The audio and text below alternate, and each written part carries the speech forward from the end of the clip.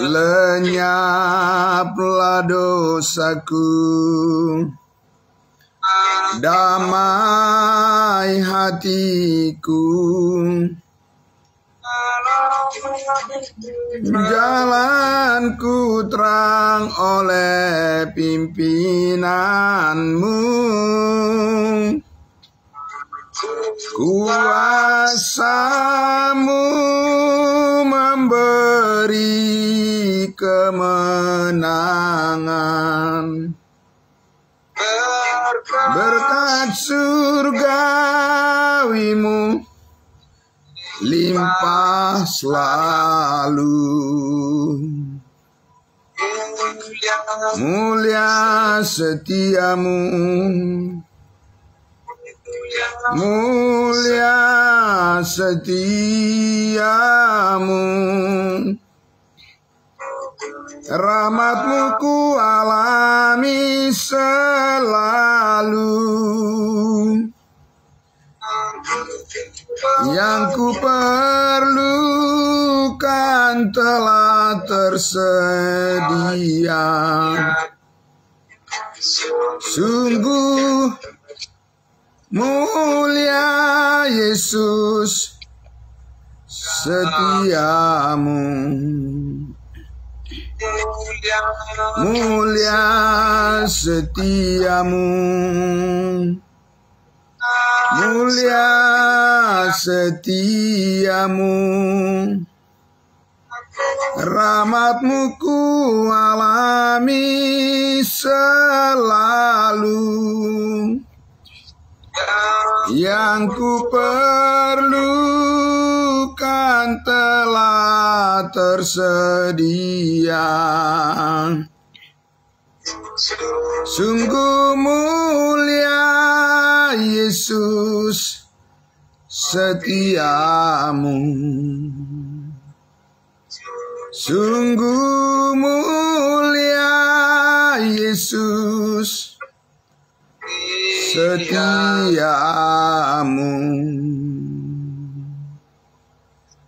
Amin. Pada mbaknya. Selamat pagi Pak Charles. Terima kasih, selamat pagi Bu Bet dari Bandung ya. Pak. Ya, pagi. Cherry dari Cirebon, selamat pagi. Selamat pagi Pak Pendeta Dosi, selamat pagi semuanya. Saudara-saudaraku yang dikasihi Tuhan Yesus, selamat pagi, salam sehat buat kita semuanya.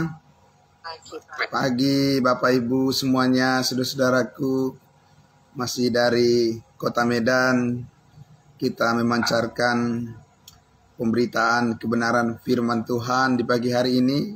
Sekali lagi salam sehat Bapak Ibu saudaraku, semangat terus untuk memuliakan Tuhan kita Yesus Kristus. Terima kasih hambanya yang sudah membawakan kita dalam puji-pujian di pagi hari yang sejuk ini. Terima kasih. Baik, marilah kita tundukkan hati kita berdoa. Setelah kita menyanyikan pujian kita, saatnya sekarang kita berdoa untuk menyambut kebenaran firman Tuhan. Mari kita berdoa. Benar Bapa di surga, sungguh mulia kasih setiamu Tuhan. Apa yang kami perlukan telah tersedia, dan Engkau telah mengaruniakan itu di dalam kebenaran-Mu, di dalam kasih karunia-Mu, di dalam Yesus Kristus, pribadi yang kami kagumi, Tuhan dan Juru Selamat kami. Setiap saat Engkau menuntun hidup kami Tuhan, memberikan kami pikiran yang tenang dan juga bijaksana untuk senantiasa datang kepada pengetahuan akan kebenaran firman kasih karunia-Mu yang terus menuntun, menerangi hati dan pikiran kami, supaya kami terus dikuatkan menghadapi segala tantangan persoalan dalam kehidupan kami. Kami tahu ada terang firman Tuhan, ada kuasa Roh Kudus yang menuntun hati dan pikiran kami, supaya kami dapat meresponi setiap kehendak-Mu ya Tuhan, dalam setiap pergumulan atau apapun yang kami lakukan, semuanya boleh menjadi kemuliaan bagi nama Tuhan Yesus. Terima kasih Bapa, kami menyambut kebenaran firman kebenaran-Mu, dan kami berterima kasih Tuhan Yesus untuk pagi hari yang indah ini. Kami sambut di dalam nama Tuhan Yesus kami berdoa. Haleluya, amin. Puji Tuhan, saudara-saudaraku yang dikasihi Tuhan Yesus. Ya, kemarin kita sudah mendengarkan dan melihat kembali dari kebenaran firman Tuhan. Kita buka lagi Alkitab kita, Galatia pasal 4 ya. Bapak Ibu Saudaraku, Galatia pasal 4. Ya. Kita sama-sama akan membaca lagi dari ayatnya yang ke-12. Saya akan membaca. Ya, masih dengan judul perikop di dalam Alkitab yang berbahasa Indonesia. Ya, ingatlah akan hubungan kita yang semula. Ayat 12. Aku minta kepadamu saudara-saudara, jadilah sama seperti aku, sebab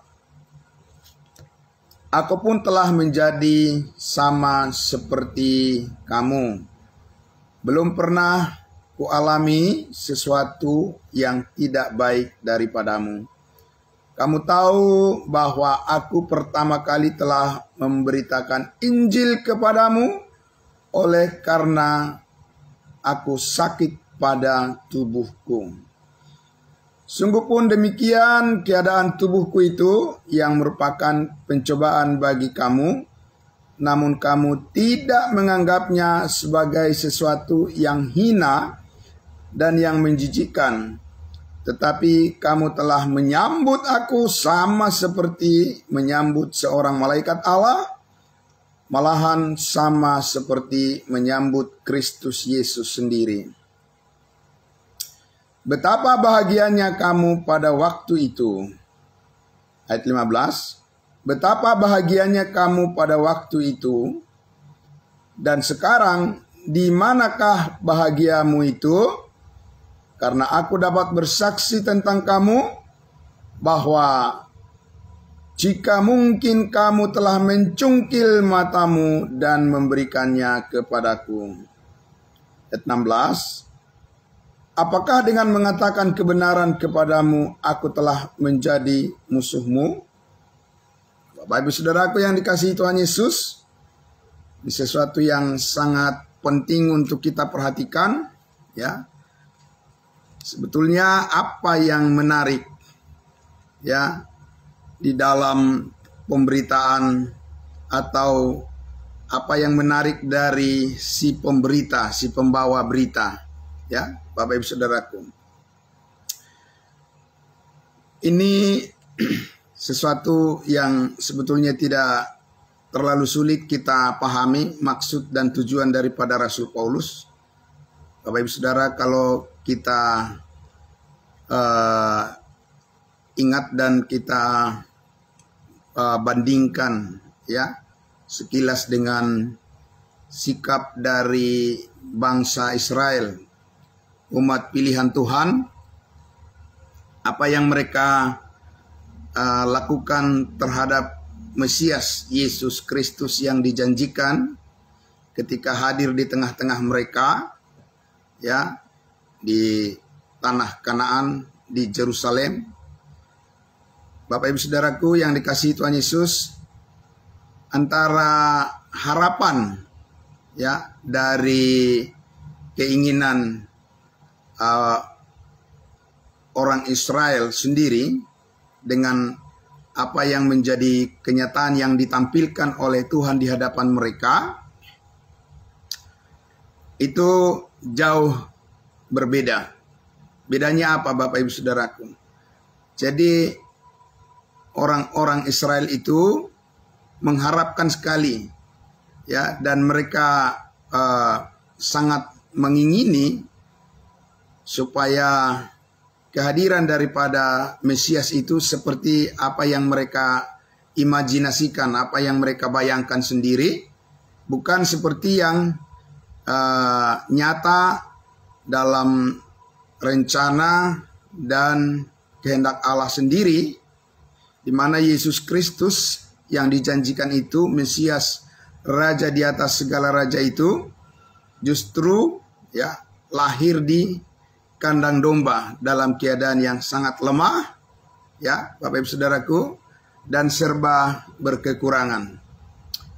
Nah, Bapak Ibu Saudaraku yang dikasihi Tuhan Yesus, orang-orang Israel sangat kecewa, ya, karena tidak seperti yang mereka bayangkan. Yesus tidak hadir dengan sosok sebagai seseorang raja yang berkuasa, ya, sosok seorang raja yang tampil dengan menunggang kuda, ya, misalnya Bapak Ibu Saudaraku, mereka tidak mengharapkan Yesus lahir seperti dalam keadaan lemah seperti itu, lahir di kandang domba, dan orang tuanya juga serba kekurangan, ya.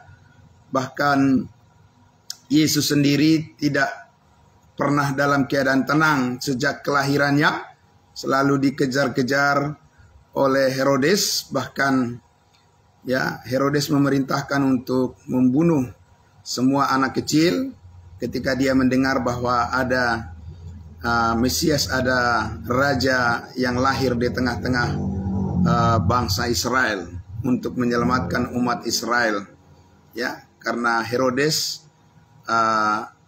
menginginkan supaya dialah satu-satunya raja, dialah yang berkuasa dan yang dapat terus memperbudak, menjajah bangsa Israel.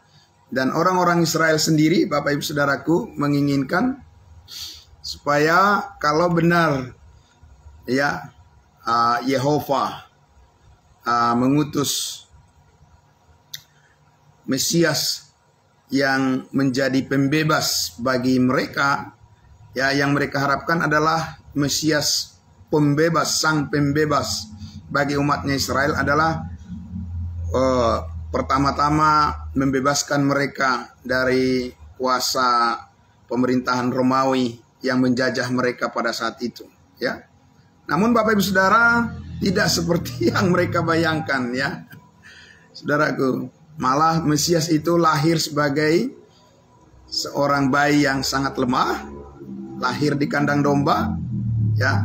Bapak Ibu Saudaraku, semua orang menolaknya dan dia harus dilarikan ke Mesir karena ancaman pembunuhan yang dilakukan oleh Raja Herodes, Bapak Ibu Saudaraku.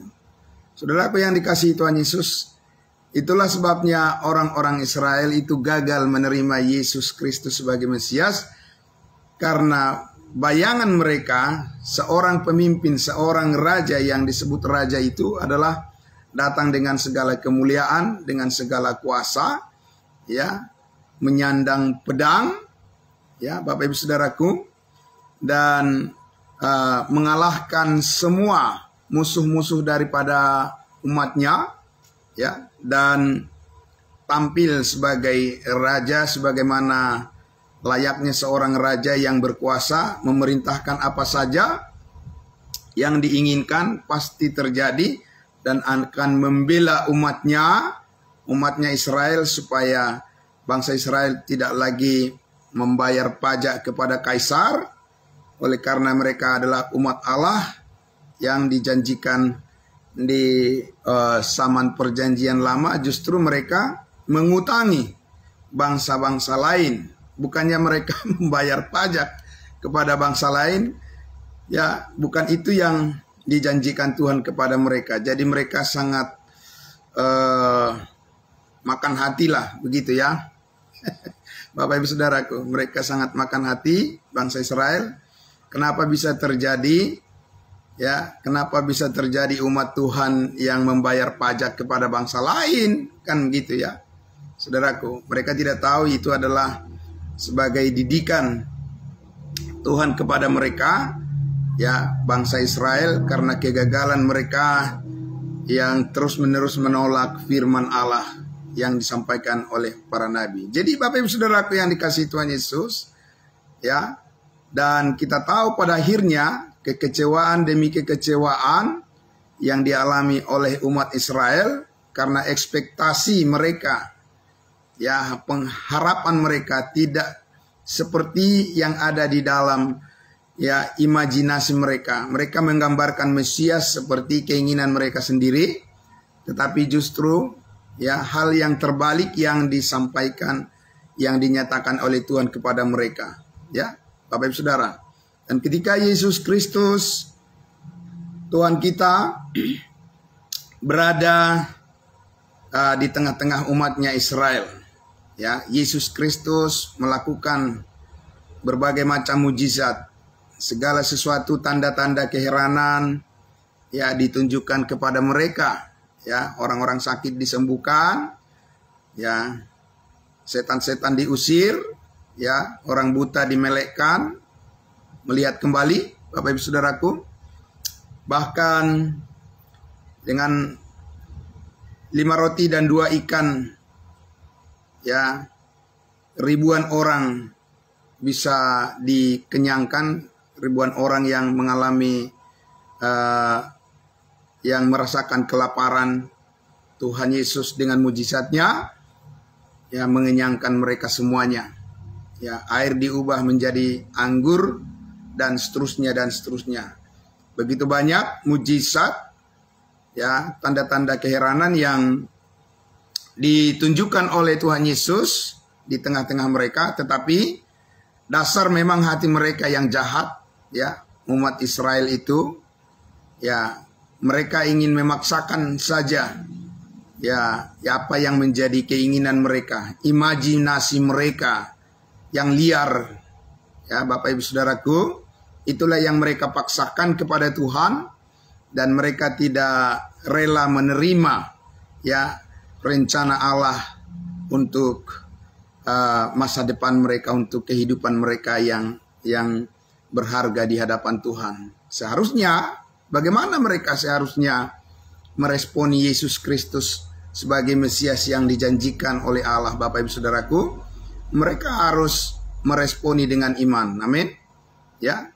Sehingga dikatakan dalam Yohanes 3 ayat 16, karena begitu besar kasih Allah akan dunia ini sehingga ia mengaruniakan anaknya yang tunggal, ya, Yesus Kristus datang ke dunia ini supaya setiap orang yang percaya tidak binasa, melainkan beroleh hidup yang kekal. Jadi itu saja yang Tuhan inginkan dari mereka, Bapak Ibu Saudara. Bukan dengan macam-macam segala memaksakan hayal mereka, ya, tentang Mesias, karena Allah sendirilah yang lebih tahu, Allah sendirilah yang paling berkuasa, dan Allah yang lebih mengenal, ya, siapa kita, siapa umatnya, dan bagaimana seharusnya kita, ya, bersikap.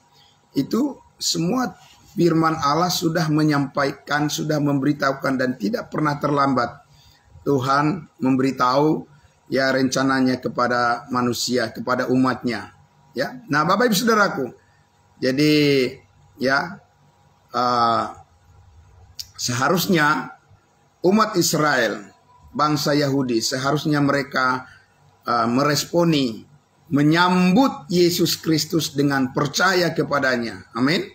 Ya, Bapak Ibu Saudaraku, bukan memaksakan hayal mereka, bayangan mereka, imajinasi mereka yang liar, ya, dan memaksakan supaya keinginan mereka yang harus dituruti oleh Tuhan, Bapak Ibu Saudaraku, ya. Tapi itulah kegagalan daripada umat Tuhan, bangsa Israel, menjadi pelajaran yang sangat berharga bagi kita saat ini, bangsa-bangsa lain. Ya, bahwa kita jangan mengimajinasikan, membayangkan Yesus atau Tuhan itu seperti bayangan kita sendiri, karena kita ini produk daripada masa lalu yang gagal di dalam Adam yang berdosa. Ya, Bapak Ibu Saudaraku. Jadi kita tidak bisa menentukan sendiri, ya, seperti apa sosok daripada Tuhan itu sendiri, seperti apa Yesus Kristus itu sendiri, ya. Kita harus memahami dan hanya dapat memahami, ya Tuhan yang benar itu, Allah yang hidup itu, juru selamat yang telah mati dan bangkit itu, kita hanya dapat memahami, mengerti ya dengan baik dan benar sesuai dengan isi hati Tuhan apabila kita membaca dan memahami dari kebenaran firman-Nya. Jadi bukan ya membayang-bayangkan atau melukis-lukiskan di atas kertas, Bapak Ibu Saudaraku, ya dengan gambar-gambar yang dibuat oleh tangan manusia tentang lukisan daripada Yesus Kristus itu, saudaraku yang dikasihi Tuhan Yesus, dan akhirnya itu banyak menyesatkan banyak orang, tidak dapat membayangkan dengan benar, tidak dapat ya menampilkan iman yang benar, ya pengenalan yang benar saat ini kepada Allah yang benar, ya Yesus Kristus juru selamat yang menyelamatkan semua orang yang percaya saat ini, Bapak Ibu Saudaraku, maka kekaguman kita, ya, rasa terpesona kita kepada Tuhan kita Yesus Kristus, Bapak Ibu Saudaraku, tidak bisa kita imajinasikan, ya, tidak bisa kita hayalkan berdasarkan ya keinginan kita sendiri, karena semuanya itu, Bapak Ibu Saudaraku, ya, diwarnai oleh hal-hal yang bersifat daging. Tapi firman Allah, Alkitab, ya, itulah yang menjadi sumber kekaguman kita,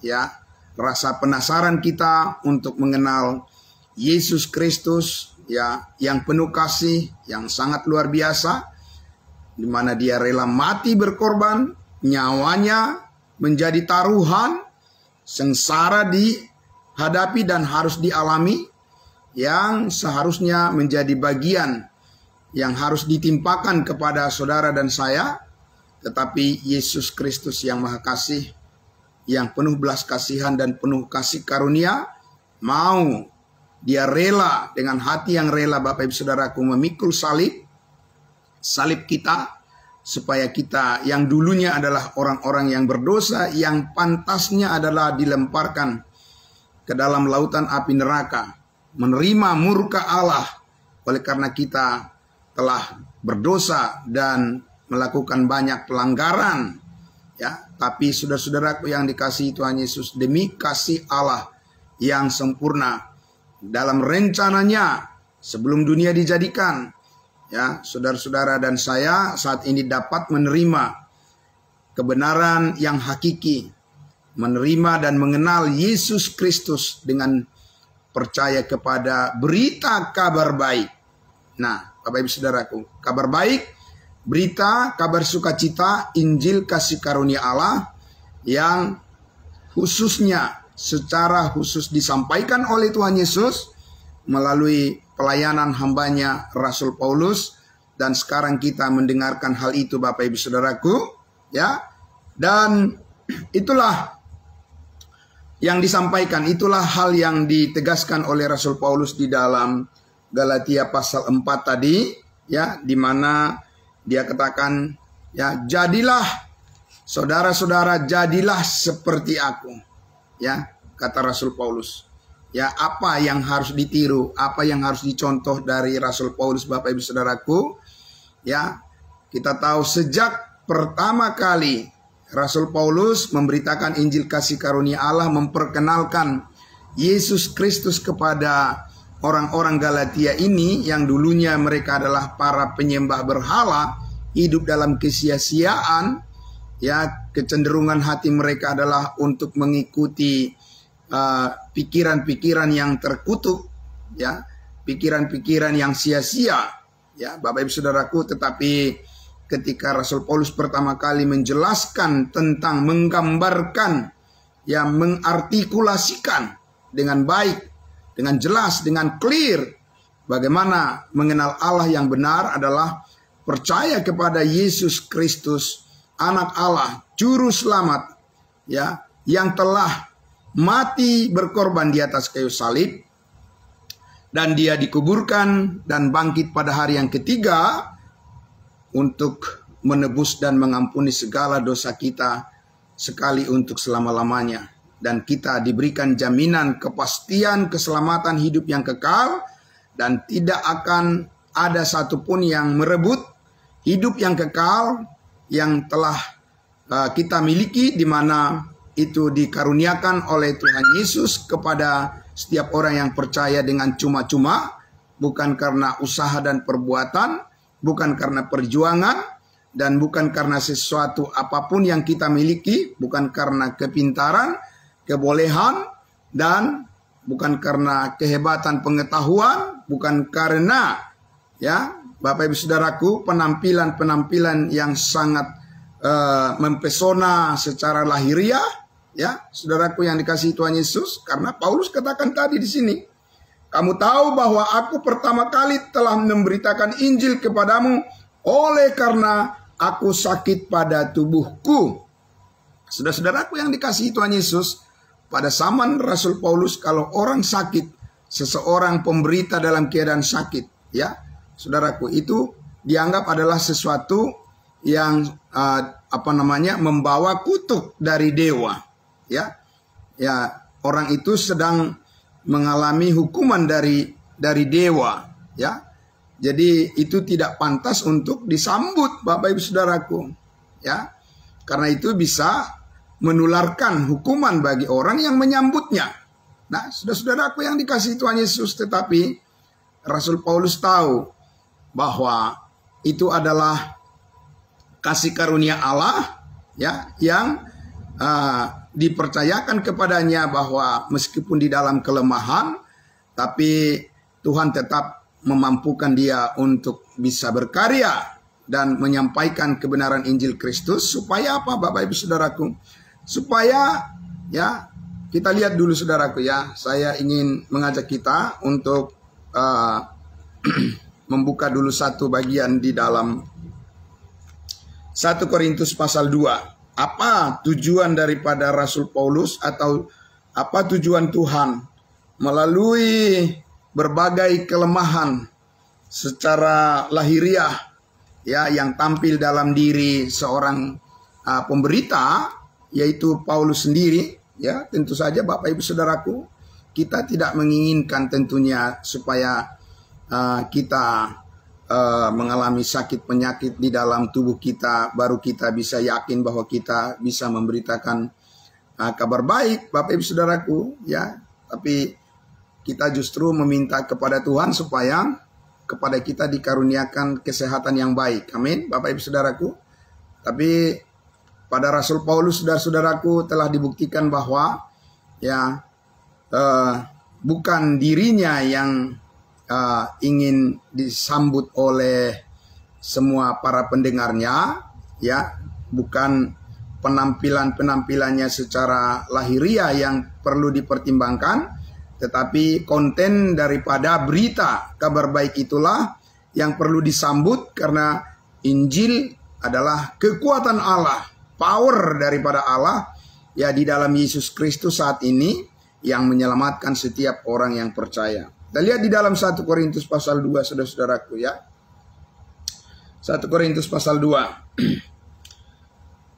Ayatnya yang pertama. Sudah Bapak Ibu Saudaraku, Bapak Ibu Saudaraku bisa melihat sendiri Alkitabnya, dan kita akan membaca sama-sama, dari ayatnya yang pertama, 1 Korintus pasal 2. Demikianlah pula ketika aku datang kepadamu, pada jemaat Korintus, saudara-saudara, aku tidak datang dengan kata-kata yang indah atau dengan hikmat untuk menyampaikan kesaksian tentang Allah kepada kamu.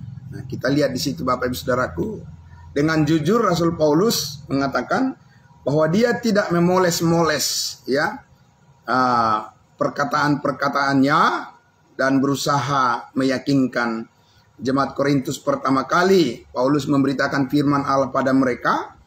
Jadi Paulus mengatakan, aku tidak datang dengan kata-kata yang indah, begitu ya. Artinya di situ bukan berarti Paulus itu berbicara belepotan, Bapak Ibu Saudaraku, tidak jelas juntrungannya gitu ya. Saudaraku, tentu saja dia berbicara secara teratur dengan jelas, awal, pertengahan dan akhir daripada pemberitaannya ketika dia berbicara ya tentang Yesus Kristus, apa maksud dan tujuan Yesus Kristus datang ke dunia ini, dan apa makna daripada salib Kristus ya bagi manusia, bagi setiap para pendengarnya, Bapak Ibu Saudaraku, itu sangat jelas, clear disampaikan oleh Rasul Paulus ya. Nah, tetapi maksudnya adalah bahwa Paulus tidak berusaha memoles-moles ya kata-kata yang dia sampaikan, lalu dia berpikir bahwa dengan kepintarannya atau dia mulai merasa bahwa orang-orang lain tertarik kepada dirinya, kagum kepada dirinya, dan orang lain akhirnya menjadi terpesona kepada sosok pribadi daripada Rasul Paulus si pembawa berita. Bukan begitu Bapak Ibu Saudaraku usaha yang disampaikan oleh Rasul Paulus kepada setiap para pendengarnya dan juga kepada jemaat Korintus ini. Karena Bapak Ibu Saudaraku, jemaat Korintus ini ya Saudaraku, mereka setelah menjadi orang-orang percaya, mereka menjadi, kalau kita baca, menjadi belagu kepada kepada Rasul Paulus ya Saudaraku ya. Karena mereka ini orang-orang yang lupa diri, lupa daratan. Ya, sama seperti jemaat Galatia, lupa diri, lupa daratan, bahwa ketika orang-orang ini, mereka ini mendengarkan Injil tentang Yesus Kristus, kabar baik, mereka dengan tulus hati menerima firman itu, ya, yang disampaikan oleh Rasul Paulus di awal pertama kali mereka berkenalan, Bapak Ibu Saudaraku yang dikasihi Tuhan Yesus. Mereka merasakan sukacita yang sangat luar biasa, ya, dan hubungan mereka sangat baik, ya. Mereka mempunyai kerinduan seperti yang dikatakan tadi di Galatia pasal 4, ya, karena Paulus itu mengalami sakit penyakit, ya.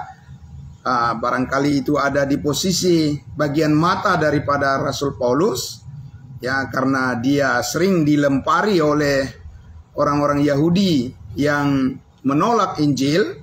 Bapak Ibu Saudaraku, Paulus katakan tadi di Galatia pasal 4 itu, dulu ketika pertama kali kamu menerima kebenaran firman Allah, menerima Injil Kristus, ya, waktu kamu melihat aku sakit, kamu bahkan mau mencungkil matamu, kata Rasul Paulus, untuk diberikan kepadaku, ya, mau mereka mendonorkan mata mereka, orang Galatia ini, Bapak Ibu Saudaraku, ya, supaya Paulus bisa mengalami kesembuhan. Saking mereka sangat sangat mengasihi, Bapak Ibu Saudaraku, ya. Tapi ketika orang Galatia itu sudah terpengaruh dengan rupa-rupa angin, pengajaran, permainan palsu, kelicikan manusia yang menyesatkan, ya, mereka mengabaikan Rasul Paulus dan menjelek-jelekkan Rasul Paulus, Bapak Ibu Saudaraku, ya. Dan akhirnya mereka juga jemaat Galatia itu hidup di dalam banyak kekecewaan antara sesama mereka, ya, dan mereka akhirnya banyak melakukan dosa, menyimpang dari kehendak Allah, dan mereka mengalami rugi banyak.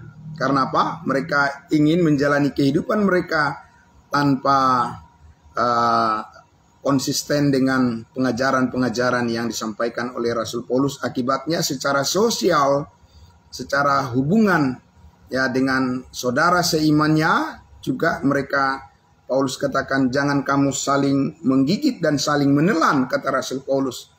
Karena apa? Karena mereka tidak lagi secara konsisten mengikuti pimpinan daripada Roh Kudus sesuai dengan pengajaran-pengajaran yang telah digambarkan, dilukiskan oleh Rasul Paulus sejak semula kepada mereka. Nah, sekarang juga Bapak Ibu Saudaraku kepada jemaat Korintus, hal yang sama itu pun disampaikan oleh Rasul Paulus kepada mereka, ya.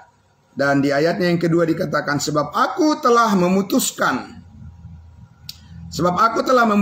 ayat 2, 1 Korintus pasal 2, untuk tidak mengetahui apa-apa di antara kamu selain Yesus Kristus, yaitu Dia yang disalibkan. Haleluya, puji Tuhan, luar biasa Bapak Ibu Saudaraku. Jadi Rasul Paulus tidak merasa bahwa dia harus berpikir keras, mencari-cari, mengimajinasikan, membayangkan, menyampaikan program-program yang sangat luar biasa yang bisa ditampilkan, yang mempesona, ya saudara-saudaraku, membuat supaya jemaat-jemaat terheran-heran dengan kecakapan, ya, daripada Rasul Paulus, kehebatan dirinya, ya Bapak Ibu Saudaraku, untuk bisa menyelesaikan masalah-masalah yang terjadi di jemaat Korintus. Ya Bapak Ibu Saudaraku, Paulus hanya mengatakan, kembalilah kepada dasar iman yang benar yang sudah kamu abaikan. Ya, aku tidak mau mendengarkan apapun yang menjadi alasan-alasan, dalih-dalih yang dicari-cari. Ya, Bapak Ibu Saudaraku yang dikasihi Tuhan Yesus, Paulus katakan, semua problem, masalah yang timbul di antara kamu itu adalah karena kamu tidak konsisten lagi terhadap pengajaran pemberitaan, ya, Injil kasih karunia Allah, kebenaran tentang salib Kristus. Itu adalah merupakan solusi, ya, jalan keluar yang disediakan oleh Allah yang terbaik untuk setiap permasalahan kehidupan daripada jemaat Tuhan. Bapak Ibu Saudaraku yang dikasihi Tuhan Yesus, ya, ini adalah sesuatu yang sangat menarik, ya, bagi kita di tengah-tengah, ya, hiruk pikuk daripada persoalan-persoalan yang harus kita hadapi di tengah-tengah dunia ini, Bapak Ibu Saudaraku, dan juga dengan gempuran daripada informasi, ya, di zaman teknologi informasi saat ini, ya, semua orang sudah tiba-tiba menjadi orang-orang pintar semuanya, secara mendadak menjadi orang-orang yang pintar, yang tampil, mempunyai pengikut yang sangat banyak, dan ya berbondong-bondong manusia untuk mengikuti, ya, perkataan-perkataan mereka. Sekalipun itu, ya, perkataan-perkataan itu kalau dinilai dari kebenaran Injil Kristus itu adalah sampah, ya Bapak Ibu Saudaraku. Tapi orang-orang yang sudah terlanjur atau yang sudah mempercayakan dirinya kepada berita-berita palsu, Bapak Ibu Saudaraku, dan mereka pun akan sangat mudah disesatkan, ya, di zaman teknologi informasi ini. Setiap hari digempur dengan berbagai berita, ya, dengan berbagai kiriman-kiriman, ya Bapak Ibu Saudaraku, video-video dan sebagainya, di medsos dan segala macam, Bapak Ibu Saudaraku. Betapa banyak orang saat ini yang terperosok, terjerumus masuk ke dalam kesesatan, Bapak Ibu Saudaraku. Memang teknologi informasi ini, ya Saudaraku, membantu kita untuk mempermudah kita untuk melakukan pekerjaan kita. Saudaraku, lebih mempermudah kita untuk berkomunikasi. Ya, kita berterima kasih juga hidup di zaman teknologi informasi, sehingga saudaraku, seperti pada pagi hari ini kita dari tempat yang jauh yang berbeda. Saya saat ini dari kota Medan memancarkan pemberitaan Injil Kristus, firman Allah, dan saudara-saudara dimanapun tempatnya berada saat ini, kita bisa bersama-sama bersekutu, dan kita bisa bersama-sama berdoa, saling mendoakan, dan kita bisa bersama-sama mendengarkan kebenaran firman Tuhan. Namun Bapak Ibu Saudaraku yang dikasihi Tuhan Yesus, ya, dengan alat teknologi yang sangat luar biasa saat ini, saudaraku, itu juga menjadi tempat penyesatan yang sangat luar biasa, saudara-saudaraku. Ya, di mana semua orang bebas untuk menginformasikan Bapak Ibu Saudaraku, ya, segala sesuatu ada di situ di internet, ya. Orang yang mau ingin berbuat jahat, dan banyak orang saat ini, saudara-saudaraku, yang akhirnya hidupnya hancur karena mereka salah menggunakan teknologi, ya. Dan itulah yang kita lihat, Bapak Ibu Saudaraku. Saat ini kalau kita lihat berita-berita di mana terjadinya banyak orang yang bunuh diri karena judi online, ya, banyak keluarga hancur Bapak Ibu Saudaraku karena judi online, ya, dan tidak terkecuali orang-orang yang mengaku percaya Yesus, orang yang mengaku juga sudah mengenal kasih karunia Allah, mereka juga Bapak Ibu Saudaraku tidak luput dari cengkeraman daripada judi online yang Paulus mengatakan itu adalah suatu kebodohan, ya, suatu kebodohan. Jadi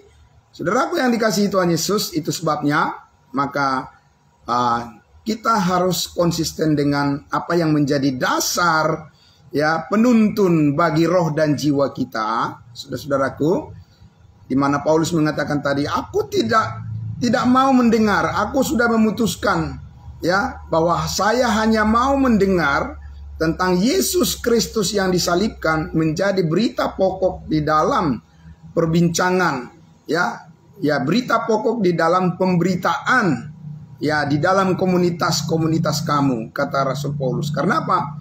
Karena itu adalah sumber kebenaran yang tidak berkesudahan. Di situ adalah kekuatan Allah, ya. Situlah tempat di mana Roh Kudus berkarya di dalam setiap hati orang yang tulus, ya, yang sungguh-sungguh membuka hatinya, membuka dirinya untuk diperlengkapi oleh kuasa, ya, Roh Kudus. Bapak Ibu Saudaraku, bukan dengan penampilan gemetar-gemetar dan sesuatu yang menampilkan yang aneh-aneh, Bapak Ibu Saudaraku, ya, di dalam di atas panggung, ya, supaya terlihat bahwa kuasa Roh Kudus bekerja dan sebagainya. Bapak Ibu Saudaraku, bukan demikian, bukan seperti itu penampilan daripada kebenaran. Yang harus kita percayai adalah bagaimana kita mengerti, ya, tentang kuasa daripada Yesus Kristus yang ditampilkan melalui firman kebenaran, ya, di mana fakta, ya, yang telah dinyatakan oleh Allah bahwa di dalam Yesus Kristus kita ini sudah menjadi orang-orang yang telah dibangkitkan dan telah dihidupkan bersama dengan Kristus Yesus, sehingga saudara-saudara dan saya dapat memenuhi, ya, tujuan hidup, ya, untuk apa kita hidup di dunia ini, ya, Bapak Ibu Saudaraku, siapa yang merencanakan kita untuk hidup di dunia ini dan bagaimana kita seharusnya hidup selama kita ada di dunia ini, dan pada akhirnya nanti bagaimana kita bertemu dengan Tuhan Yesus. Bapak Ibu Saudaraku, semuanya itu telah diberikan tuntunan oleh Allah di dalam kebenaran firman-Nya, yaitu Alkitab yang ada di tangan kita, Bapak Ibu Saudaraku. Amin. Nah, saudara-saudaraku yang dikasihi Tuhan Yesus, sehingga kita lihat bahwa apa yang dikatakan Rasul Paulus dalam 1 Korintus pasal 2, ya, ayat 3, aku juga telah datang kepadamu dalam kelemahan dan dengan sangat takut dan gentar. Bapak Ibu Saudaraku, ya, bukan berarti Paulus takut, ya, dia takut dianiaya atau dia takut ditinggalkan oleh orang-orang Korintus ini, atau dia takut tidak banyak pengikutnya. Bapak Ibu Saudara yang dikasihi Tuhan Yesus, ya, Rasul Paulus tidak takut bahwa orang-orang Korintus ini menilai dia secara negatif dan lain sebagainya. Tidak, Bapak Ibu Saudaraku, ya. Ya, karena Paulus percaya bahwa dia datang dengan maksud yang mulia, dengan maksud dan tujuan yang benar, sehingga dia hanya takut kepada Tuhan saja, ya. Dia tidak takut kepada manusia, karena manusia bukan Tuhan, ya. Kita hanya takut kepada Tuhan saja, karena Dialah yang berkuasa atas hidup kita, ya. Tetapi Paulus katakan, aku datang dengan rasa takut dan gentar. Karena apa? Karena Rasul Paulus, Bapak Ibu Saudara, secara sangat berhati-hati, ya, dia menampilkan dirinya jangan sampai, ya, orang-orang Korintus itu malah mengagumi dirinya, ya, bukan mengagumi berita, message, ya, pesan yang dibawakan oleh Rasul Paulus. Sehingga Bapak Ibu Saudaraku, dia tidak berusaha untuk memoles-moles, ya, kata-katanya, ya. Dia tidak harus belajar khusus public speaking, Bapak Ibu Saudaraku, ya.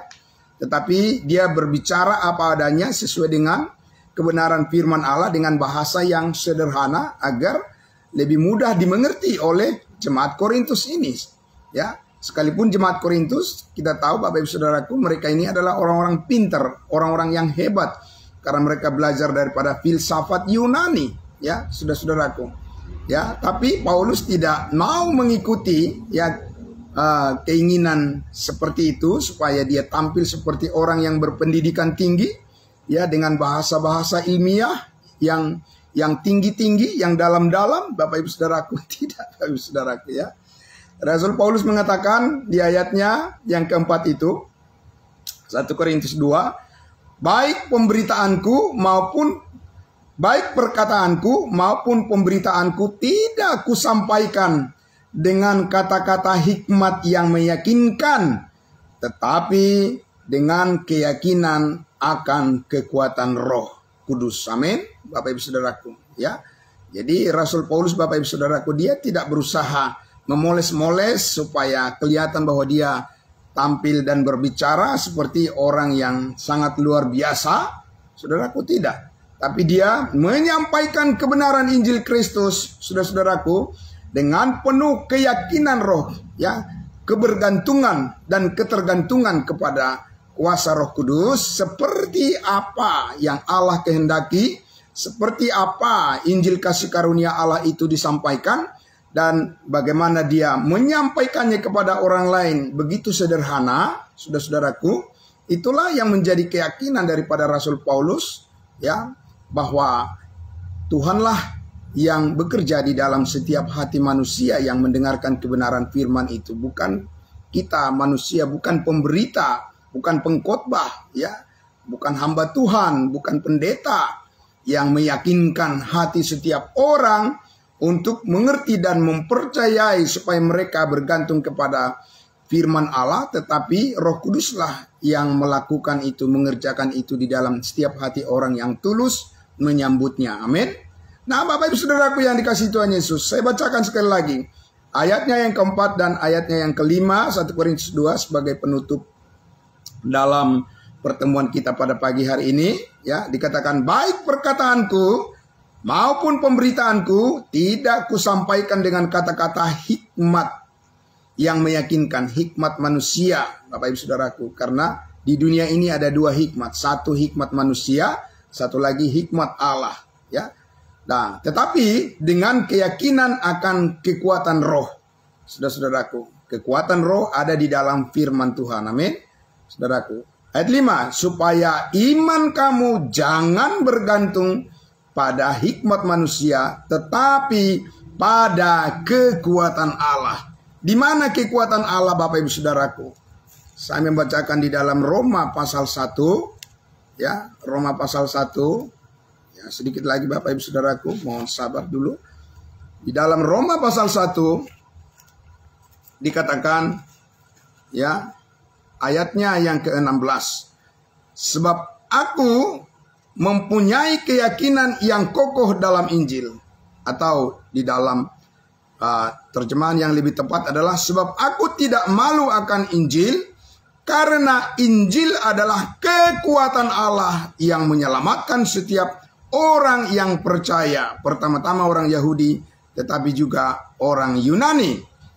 Ayat 17, sebab di dalamnya nyata kebenaran Allah yang bertolak dari iman dan memimpin kepada iman, seperti ada tertulis, orang benar akan hidup oleh iman. Bapak Ibu Saudaraku yang dikasihi Tuhan Yesus, Paulus berkata supaya iman kita tidak bergantung kepada kepintaran, ya, kepada retorika daripada manusia, Bapak Ibu Saudaraku, ya, bahwa kita tertarik kepada berita tentang Injil, kabar baik tentang Yesus Kristus itu sendiri, ya, dan itu yang kita hargai, itu yang kita hormati, dan itu yang kita syukuri, Bapak Ibu Saudaraku, bahwa di dalam berita baik yang kita peroleh, yang kita miliki, saudara-saudaraku, ada kekuatan Roh Allah, ada kekuatan Roh Kudus, ada hikmat Allah yang tidak bisa dibeli dengan